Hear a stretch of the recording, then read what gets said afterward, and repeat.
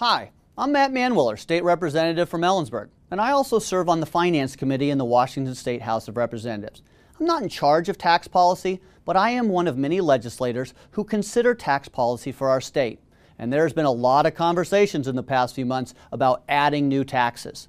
But before we start talking about new taxes, let's talk about the taxes you already pay.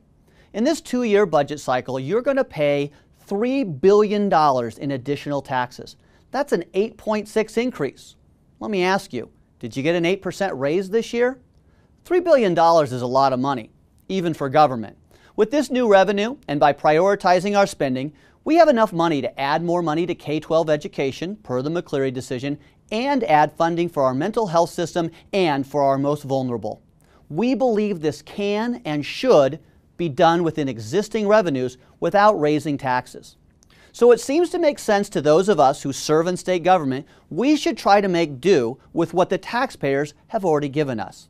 Unfortunately, what you often find in government is that no matter how much money there is, for some people, there is literally never enough, and tax increases or new taxes are the first and only recourse when faced with a challenging budget situation.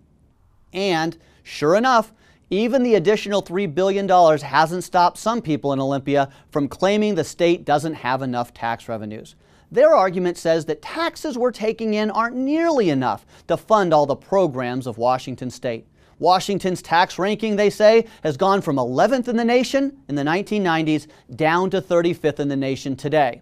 And to them, that's a bad thing. In fact, the House Majority Party's budget proposal would increase taxes by $1.5 billion. They want to increase the B&O tax by 20%. It would increase taxes on everyone who works in these professions. Take a look. Are you on the list? I'd like to pause here and ask you a question. Do you feel undertaxed?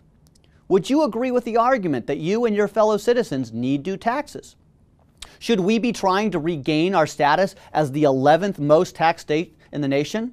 Now, to be fair, the people arguing in favor of new and increased taxes are also saying that Washington State's whole tax system is unfair and that it hits lower and middle class income people harder than higher income people.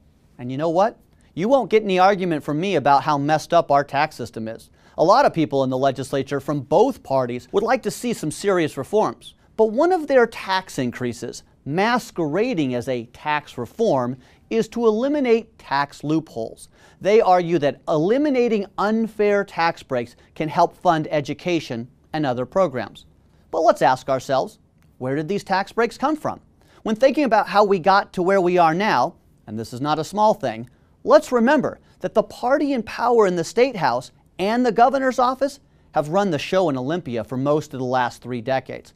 They have fought hard to preserve our tax system the last 30 years. And for what all their current rhetoric against what they call loopholes says, here is a bracing statistic. Over the past decade, Democrats have prime-sponsored 86% of the tax exemptions, and Republicans only 14%.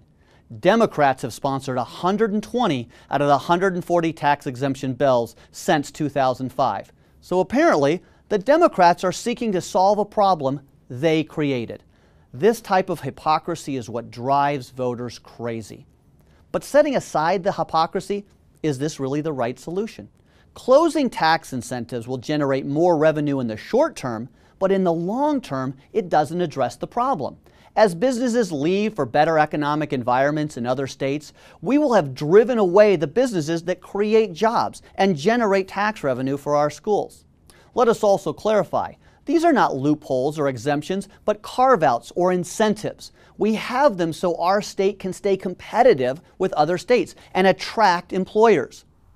These are in place because we're not a business-friendly state. If we were, would the party in power would have needed to sponsor 86% of the tax exemptions to keep businesses here? Our tax system can be regressive and sometimes pick winners and losers. My colleague in the House, Representative Drew McEwen, has offered a bold proposal that would simplify the B&O tax rates. It should be the beginning of a discussion of an important revenue stream in our state. It is also important to remember that tax reform is not the ultimate solution. Spending reform is. Looking at this bar graph, revenue has not been the problem. Maybe the priorities have been out of line much of the last 30 years. How is it fair that we ask taxpayers to foot the bill when lawmakers can't make ends meet with an 8.6% increase in revenue? Households and employers in Washington would love to see that type of increase in their bottom line. House Democrats want accountability and transparency with tax exemptions, but shouldn't that apply to the budget, especially if we want to ask more money from our taxpayers? According to our governor, lean management is the answer, but he only found $10 million in savings in a $39 billion budget. He found so little savings, you can hardly see it on this graphic. Let's be honest about the numbers. Taxpayers out there would have a hard time believing our government is operating as efficiently as it can if we can only find that much savings in such a sizable spending plan. So a quick review. Our friends across the aisle are criticizing our tax system and tax preferences we have in statute, a problem they created. Yet, their solution is to get rid of tax exemptions that keep many employers competitive and in Washington state, but offer no real solution. How thick is the hypocrisy? About 30 years worth, since they've been in control most of that time and have yet to offer a meaningful solution. Let's stay on task. Be responsible with the taxpayers' money, and we can start by using $3 billion efficiently, effectively, and control spending, rather than use a regressive tax system as an excuse to tax and spend more. I'm Matt Manweller from Olympia. Hope you've enjoyed. Feel free to call us or contact any of your legislators in the next few weeks.